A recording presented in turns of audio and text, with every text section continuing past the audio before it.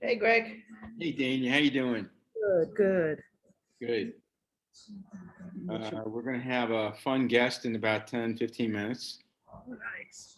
And in the meantime, once everybody checks in, we'll just talk about things and make sure we're on speed. How are you doing with your getting information back from the coaches? I'm all set. Everything's been submitted to Kelly. Oh, cool. So Kelly will have some answers. Yeah. That's awesome. Yeah. I got the basketball info, the football info, and the volleyball info. Wow. Good stuff. Yeah. That's excellent. Yeah. Dee's no longer with the Clippers. I don't know if you knew that. Yeah, I just saw that like a week or two. Yeah, so I mean that's not to say I can't get in contact with him, but he's not gonna be as eager to answer my calls as he was when he worked with them. But I work on more eager, you don't know. I'm in LA right now, and I had lunch with Laura yesterday, so Laura's all set. Good. I told her once we get around to that portion of the site, she we'll contact her for input and info. So she's all set, she's ready. But yeah, D Brown, I've texted him several times since he's left. It usually takes him a day or two to respond. Yeah. So I made sure to text him last week, and still waiting for his response. That's fine. When he does, he does. I mean, you can't really just expect everybody to jump on it, on calling, talking to us, Not yet. Eventually people are going to be like, please talk to us, but not right now. Right. Yeah, for sure. Good morning. Hi. Bill, how you doing? All right. Hi, Leslie. How you doing? How are you? Good, thank you. So right now we're waiting for John and Kelly. And we'll try to see what they have to say when they check in. And then we have a special guest coming on at 11:15, so that should be interesting. Oh, great. I'm intrigued.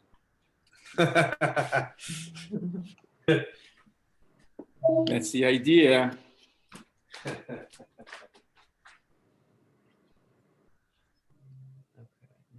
8 o'clock here in LA. That's right. It's early for you guys. Yeah. So what's going on with you? What's going on with your son? You're watching him do his thing? Yeah. I can't go to the games because they're not allowing any fans in the arena. But he had like a 6-game home stretch, so that's why I came to LA, because I knew he'd be home for quite some time. So he's playing well. He's cracked the 10-man rotation. Wow, so cool. He's averaging at least 15 to 17 minutes over the last 7 or 8 games and doing really well, averaging 7 points. So I mean, he's playing behind 2 all-stars, Kawhi Leonard and Paul George, but at least he's getting a reputation to play great defense. So they need him to play on the best players on the other teams. Of course. He's guarding the best player on the other team. So he's finding himself a little niche among the Giants. He's finding himself a little. Excellent. That's great news.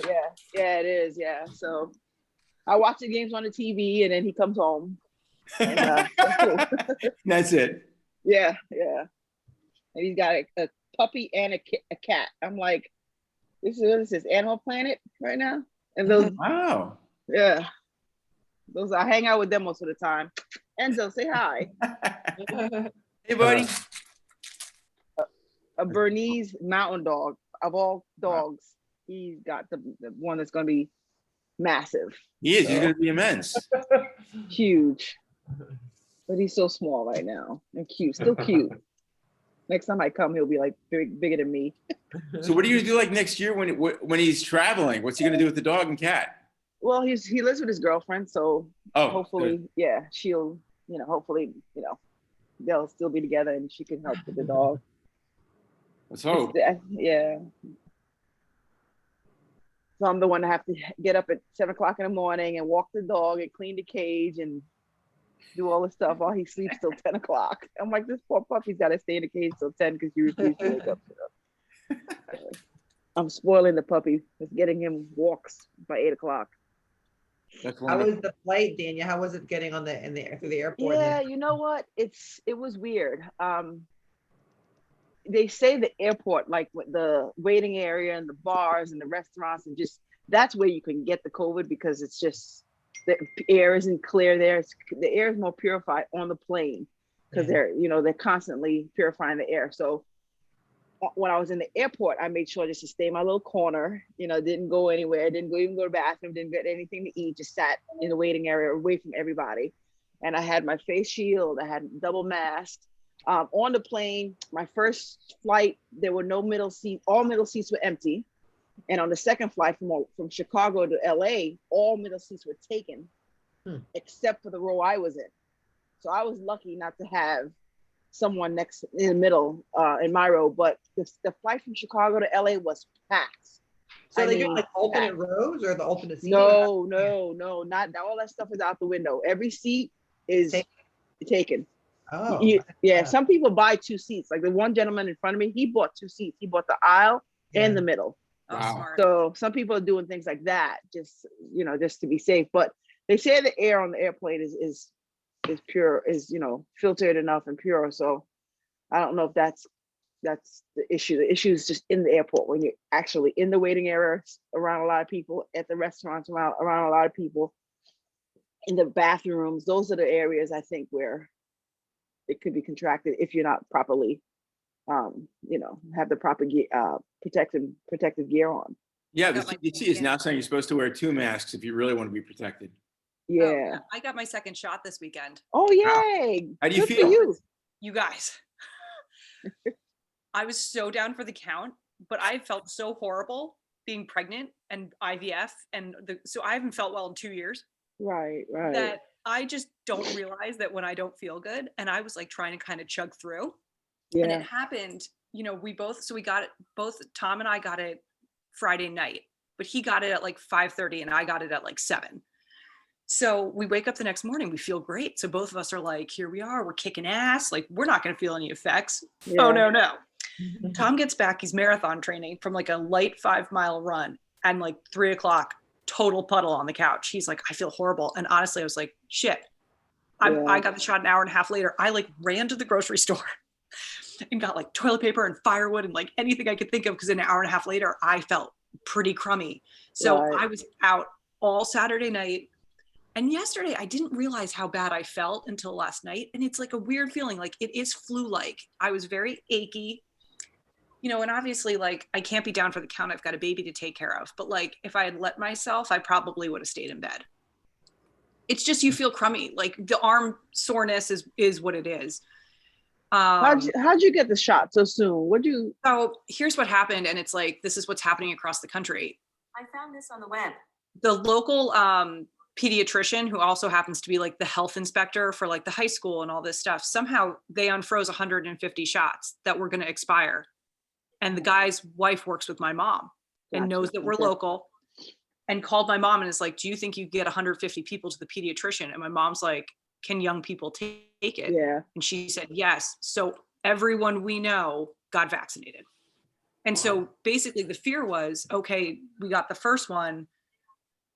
Are there going to be the second one? The whole thing is with the shipping of the shots, they just automatically ship that same number 3 weeks later, or however many weeks it is. So it was like luck of the draw. And like, literally we called all of our relatives, and like people just, it was kind of first come, first serve. So like, if you could get down there in time, you got it.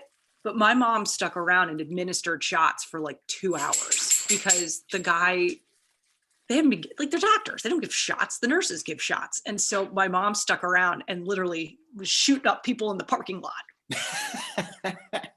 Trish was running into the parking lot, shooting people in the parking lot. I never left the house. She came and brought my shot and shot me in the kitchen. Wow.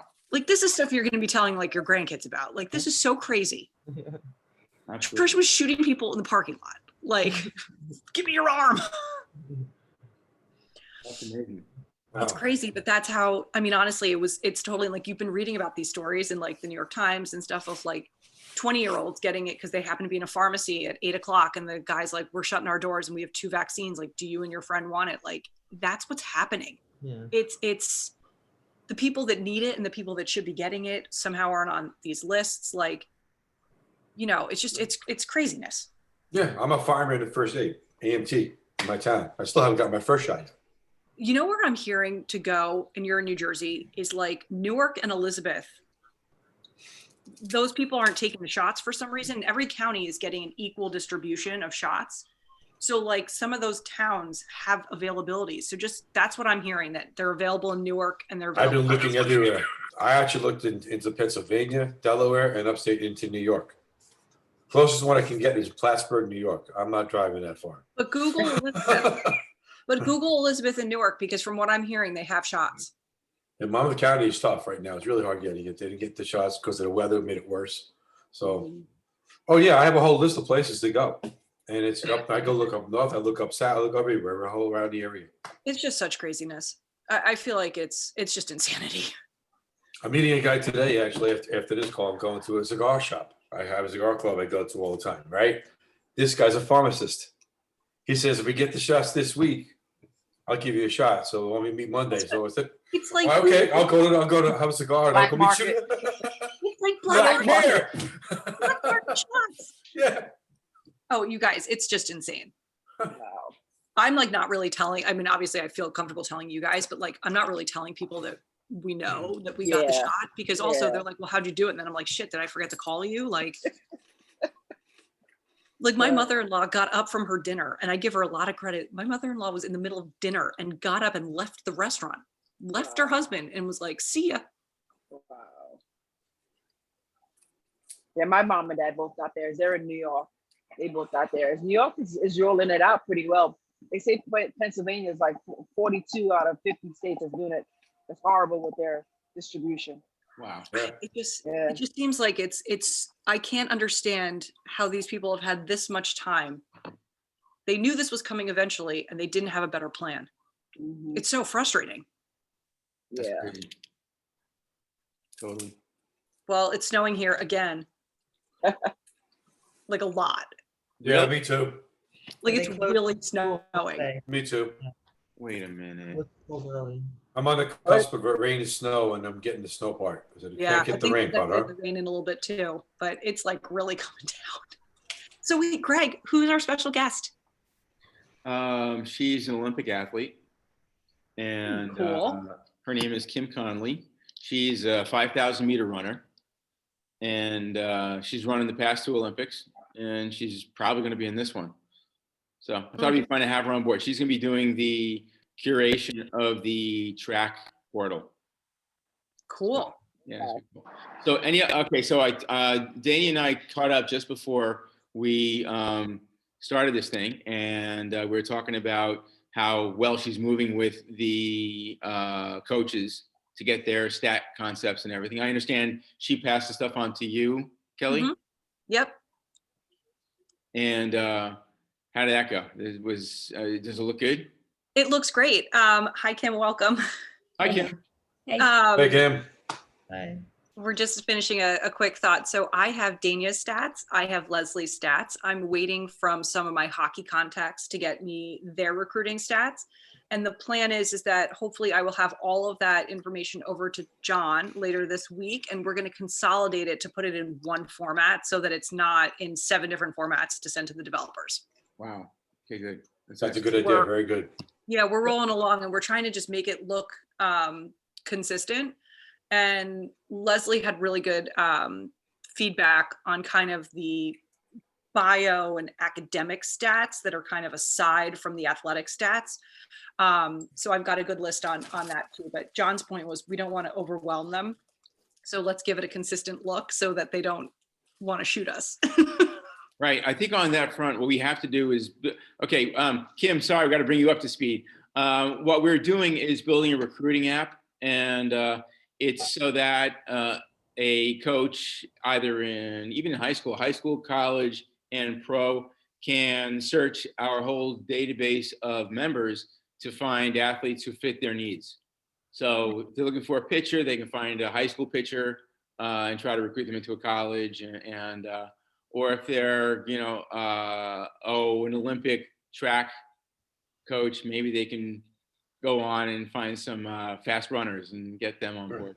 So that would not be me. Yeah. I'm the slowest woman in America. Well, you're only a In high hockey school, player. What do you Kim, I kid you not. In high school, I played a lot of hockey and softball. And when I would round first base, the only reason I was successful was I hit the ball so gosh darn far that I had to in order to get around the bases. I would be rounding first base and they would be yelling, "Take the skates off," because I'm so painfully slow. So I'm a huge admirer of what you do, because it's like a laughable thing for me. Like, I literally can't run. I can't run to the end of the street. I was a D1 athlete, but I cannot run to the end of that street. So Kim, why don't you tell us a little bit about yourself, since you're on there? Yeah, hey everybody, I'm Kim Conley. Grew up in Santa Rosa, California, went to UC Davis, which is about 2 hours away outside Sacramento, and ran track and cross country there. And then when I graduated, kept running, was nowhere even close to being a professional level of runner, but just loved it and stuck with it and continued to make a lot of progress. And then 3 years out of college, had a really big career defining moment at the Olympic trials. I ran under the Olympic standard in that race, and took third by a fraction of a second. So I made the Olympic team.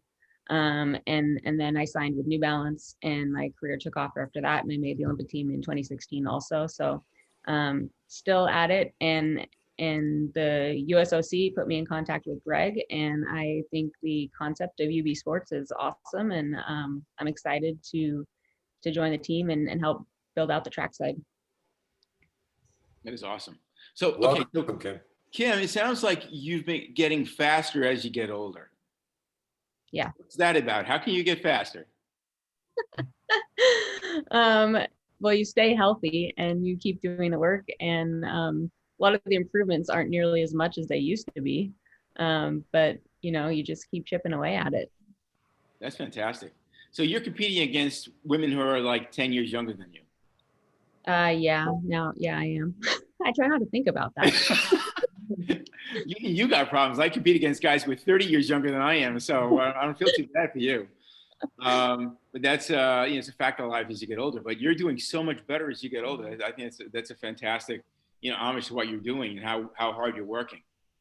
So how do you what's your training regimen to actually cut down your times? How are you doing that? Are you doing like intervals, or what are you doing to make it? Twice a week. Like threshold work and intervals, and then once every 8 days a long run, and I run about 90 miles a week, and usually twice a day. Wow, that's fantastic. So have you already run today? No, not yet. I'm still in California for my race, so it's 8:20. We'll go after this. Well, Dania also, where is she? She's also over in California right now. Her son plays NBA ball. So. Oh, nice. Yeah. Which team? Clippers, right? Yeah. Cool. So yeah, Sorry, I'm here. I had somebody at the front door. Woo, I just ran up the stairs. Because I could hear you guys on my headphones. I'm like, I'm here. No, nice meeting you, Kim. Yeah, nice to meet you. Yeah, my son is he plays for the Clippers. He's Oh, in the second year. I watched the game. Second year. Oh, you did? Yeah. Yeah. That was a really good game. Yeah, it was. He's number 14. Okay. Terrence Mann. All right. Yeah. So I'm here. I think they had like a 6-game home stretch. So I live in Pittsburgh, so I flew here just so I could spend some time with him while he's going through the games and stuff. And that's it. The weather's beautiful here, but I haven't gone outside much. I'm still afraid. Yeah, I know. I'm still afraid. So I just look at the sun comes in through the window and I'm like, hey sun, because there's none of that in Pittsburgh right now. So Yeah, I feel like that Yeah. still counts as it's completely snowing here. Again, So Kim, what are you doing about running with the COVID scare? Are you wearing a mask? Have you gotten your vaccinations, or what's the story with that? Wear a mask, usually just around my neck, and then if I'm gonna pass people on a trail, then just pull it up. So it hasn't been that big a deal. And where I live in Arizona is just so much wide open space. Right. I pretty much never pass people. So it's more of the adjustment when I come to California, and then it's just so much more crowded here. Then I'm wearing the mask all the time. That's cool. So I'm interested to know what kind of precautions the Olympics are taking because of COVID, because it's supposed to be this summer. Yeah. Is there anything that's really different from how it's been? I'm sure there's a lot of things, but Yeah. notably, what are some things that's different that you Yeah, have to be I mean, more they're mindful of? still rolling out their plans, but the things I'm hearing are like, so for example, no personal coaches would be allowed this time.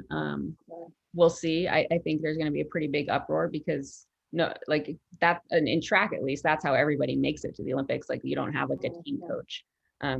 Everybody has their own personal coaches, and that's, I don't know. I can't imagine how a high jumper or a long jumper is even going to compete without their coach in the stands right there giving them feedback in the moment.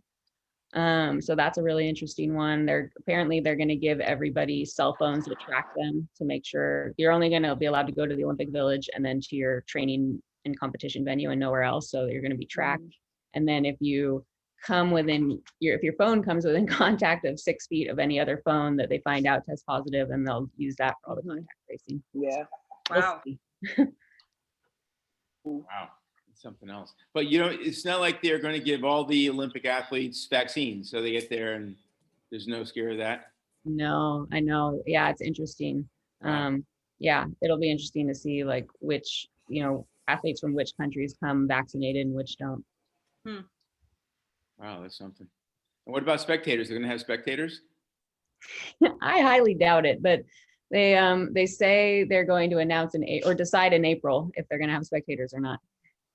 Well, the long runs, like the marathon, obviously you can't really help that. Yeah. Have people along the route. Yeah. And probably the cross country too. That kind of stuff would be sort of hard to, that's not the Olympics. Yeah. The outdoors, if there's no seating, can't really regulate it. Right. Right. Very cool. So okay, that's really interesting. So have you found that people who have gotten COVID have any longer effects? Some of them, yeah. I think like your lungs just matter so much in sport, and then especially in distance running. So yeah, I mean, it's for some people that's like lingering effects, and then for some people it's just like it's the 2 or 3 week setback in a season. I mean, that's like that derails you for months, really. Like you're that far behind everybody else. So even if it's mild, it still like really messes up your preparation. Sure. And that's another question I had. Last year, when they were supposed to have the Olympics, especially the long distance runners, they're training like week to week to week, getting stronger and faster and doing longer runs. And then all of a sudden they stopped the Olympics. And so you have to start what happened? What do? You stop the big runs and then like again, build up? Yeah. I mean, I kept running through the summer. I just pretended like it was a normal season, and then I took the normal break. And because it was delayed an entire year, I just reset and then have approached this year like it's the Olympic year again. Okay, last question I have for you. I'm grilling you because I have all these questions. I spent the past week thinking about things to ask you. So what about nutrition? What are you doing there? Are you eating all veggie, or what are you doing? No, that would be, I'm going to be 35 in March. I don't think I would have made it this long if I were really limiting myself. But I am bringing on a nutritionist onto my team. Just, I've worked with someone from the USOC in the past. I worked with someone in college. Like I have a pretty good foundation of just like balanced, healthy eating. But in the spirit of it being an Olympic year, I am adding someone to my team right now just to make sure we're squeezing all the margins. Right, that's really cool. So you'll have some meat, some dairy, some greens. Yeah. A lot of carbs, I guess.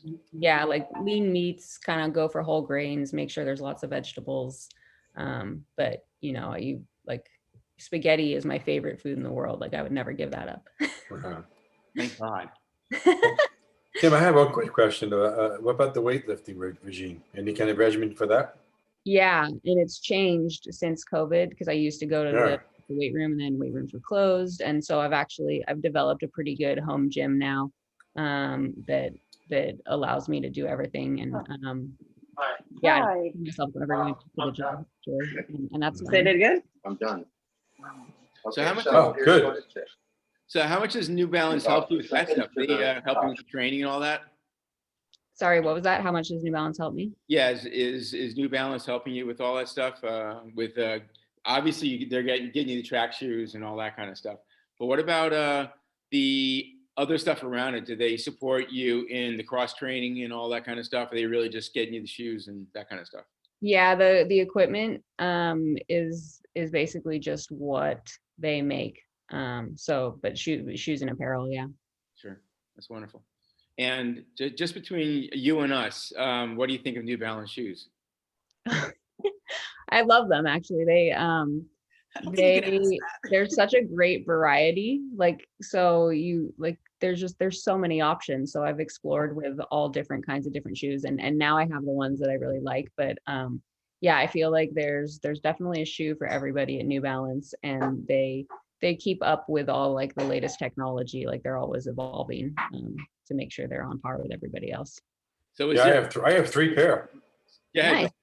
Yeah, I'm actually in New Balance leggings right now. I love them. so am I. They make good stuff.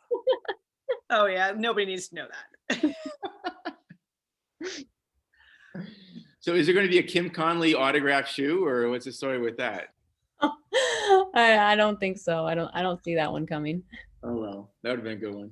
What about commercials? Are they having you do commercials and that, or do you have to stay available for commercials and appearances and stuff? Yeah, you do. Right. Like for the last year, everything's been virtual.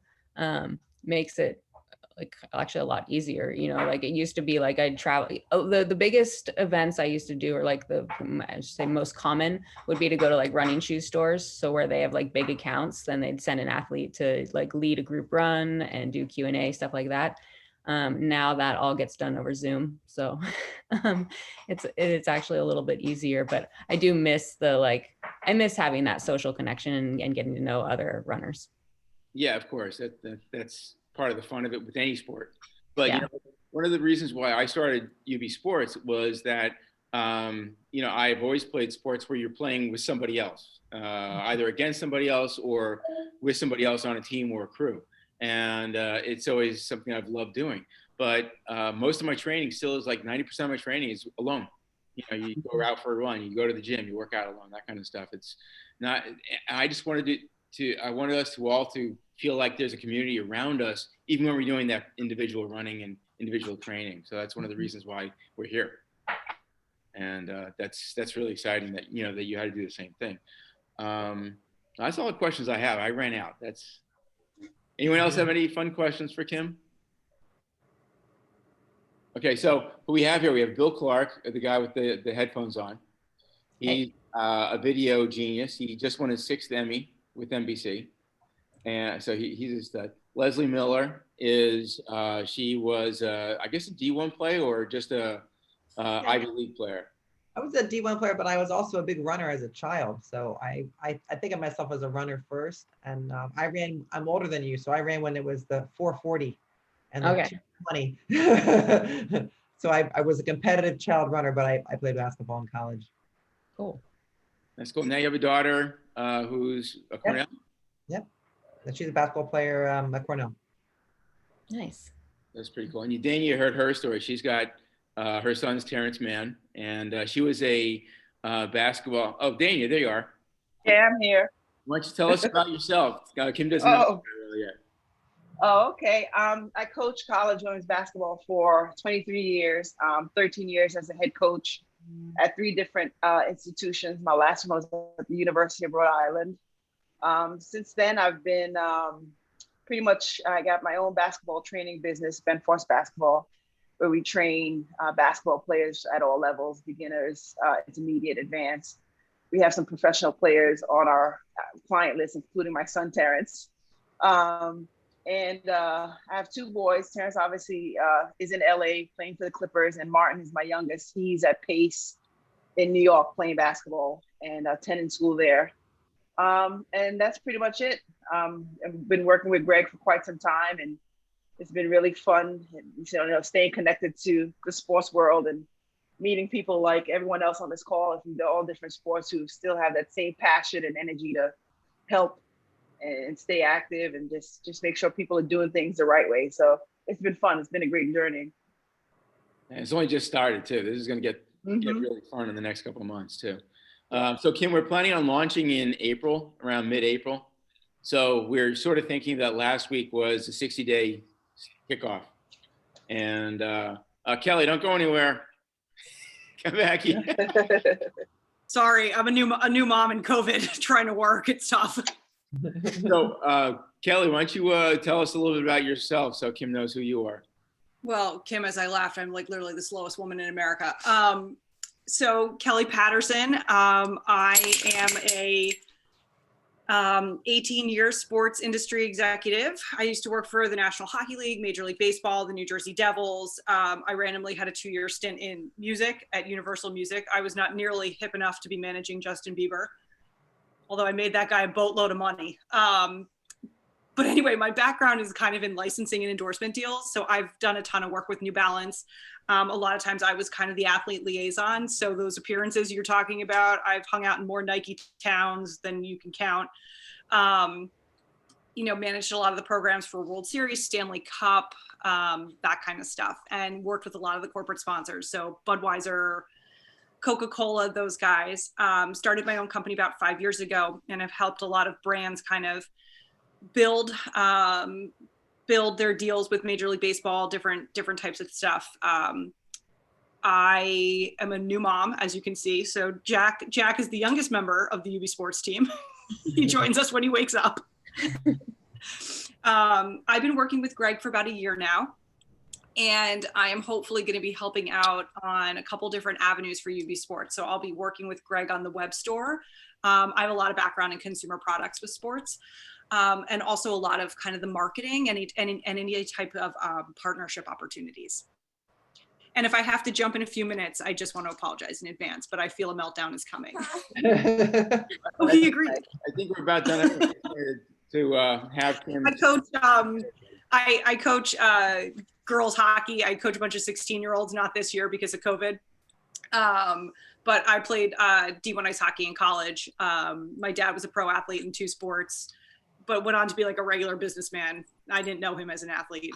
So I grew up in like a totally normal household, but just loved sports and played hockey in college and still play. And I picked up golf and paddle tennis and tennis recently too. So I play on like a softball team. I'm on like 5 teams. I'm not this year, but still love to play, like Dania said. Cool. And so nice to meet you. You too. That's great. And I see John Daniels. He's checking in sort of in there. John, you there? John? He's gonna have to unmute himself. But he's our developer guy. He's our head of tech. Okay. And, I didn't realize we were meeting today. Sorry. Okay, so we're having everybody introduce themselves. So John, you want to tell us who you are and tell Kim, what you're about? Hi, Kim. I'm the computer guy. What else is there to tell you? Softball player. That's your thing. I play softball. I ski. I was the commissioner of an adult rec league for softball for 12 teams for about 25 years. I've lived on the East Coast, the West Coast, in the Rocky Mountains. So that's a basic background. And as far as UBsports goes, I think I'm trying to drive all of the development and technology efforts to make sure that everything that everybody wants to do just works. So yeah, that just about sums it up. Welcome to the team. Thank you. Yeah. So yeah, that's really what I was hoping to do today. Get Kim introduced with everybody and have you feel comfortable, Kim, with being on board. I'm glad you are. And it's going to be an exciting ride. And more exciting as we bring more Olympians and more pros on, and everybody connect. One of the goals is to make this big universe with all disparate sports in all different places with all different kinds of people, all together as one. And obviously, having people like you is exactly what we're trying to do. So I'm very proud to have you on board. Cool. Yeah, welcome to the team, Kim. Yeah, thank you. Excited to be here. Same here. Same Yeah, here. we look like a lot of fun coming our way now. Yeah. Problem is, Billy, you're gonna have to start running now. I'm good for the sprints and the short sprints, not the long distance. That's another question I have for you, Kim. I forgot. So, they say the slow twitch muscles and fast twitch muscles you're supposed to have. If you're a sprinter, you're supposed to be a fast twitch muscle person and vice versa.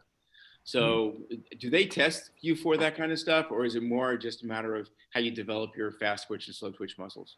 Yeah, I would say like 99% of people just figure it out by trial and error and finding the event that they succeed at. I mean, you can do muscle biopsies, but that's pretty invasive. Yeah. Yeah, I played semi-pro football and baseball and college football and baseball, and I was not a long distance runner in neither one of those.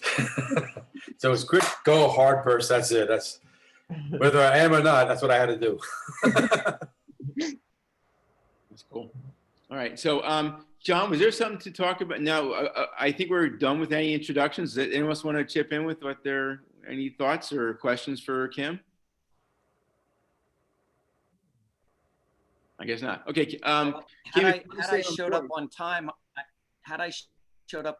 I would have had to ask. But what is your role, Kim?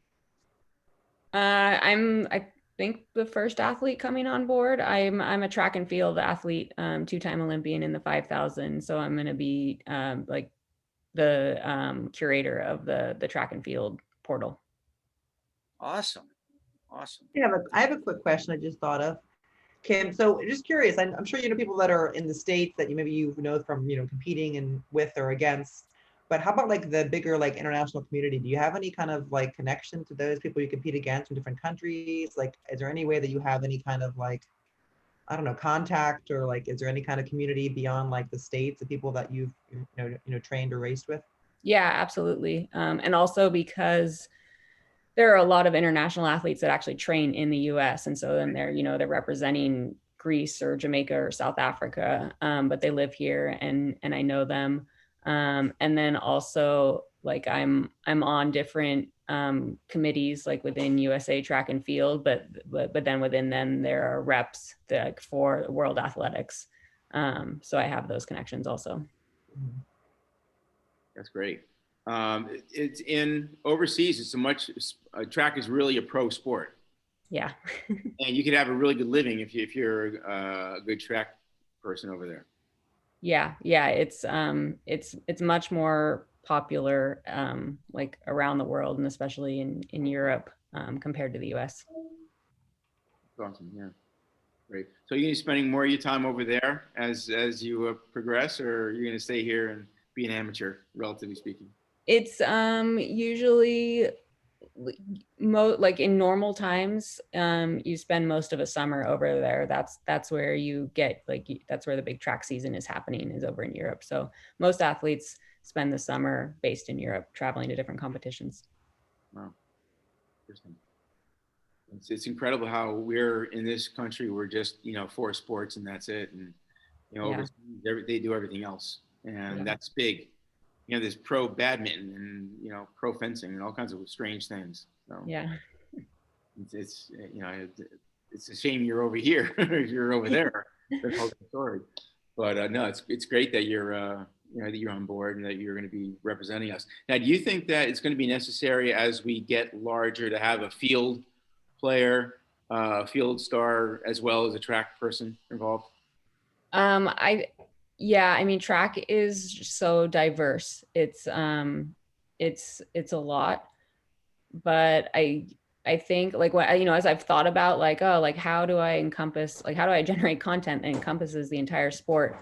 I think like I know enough people that like one of my ideas was to have kind of like a like pro tips video section, and then I'd have like somebody from every event, someone that's been to the Olympics, has a medal or whatever, and then they would be like sharing a video for specific to that event, and so then I would be like compiling them all to cover the entire sport, because I have no business telling anybody how to try to throw a discus.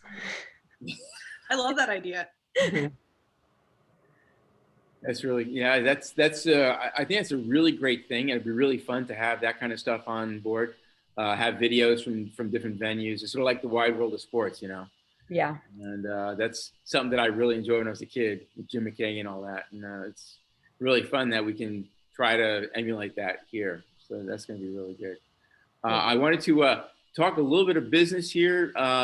John, was there any progress with the tech side of things over the weekend or the past week since the last time we had our meeting? No, I haven't heard anything specific from them. Yeah, have you? I think they were going to return to us. I thought by today, the revisions for the trainer app stuff. I think there was some estimate or cost changes based on those things that they had to estimate out for the change requests. Yeah, I sort of figured it would take this long to get it to us. Yeah, they need to marry up the changes to the existing platform we're building with the trainer apps. So I think they're finalizing that. We're expecting that really any day. We were going to talk about that on Wednesday. I passed off the information we need for the fonts and the typefaces that we're using for the website. That should be relatively easy for them to integrate. I know that Greg, you passed off the logos to them to integrate in the designs. And they were preparing to set up our new environment on Amazon by this coming Friday, so that we should be able to start looking at progress, which they're pretty far along in the development of the site. So everybody should, over the next, it'll probably take a week, 2 weeks till it's really ready. But you should expect to start taking time to look at the new site, experiment with it. We probably as a team should develop some sort of a test plan to kind of test some of the functionality, creating a group, inviting people to see how those things work, and make sure that they're working as we expect them and want them to. And you expect to do that by next week? What's that? Sorry, Bill? You expect to do that sometime next week? Do you think they'll be ready to do some kind of testing like that? You're hoping? Well, they said that they'll have the environment set up. They're hoping by this Friday. Okay.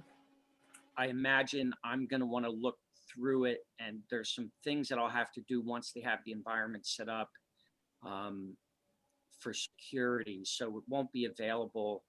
I mean, it'll be there and you can start playing with it and looking at it. But I wouldn't do any structured testing maybe for till the following Friday. Right.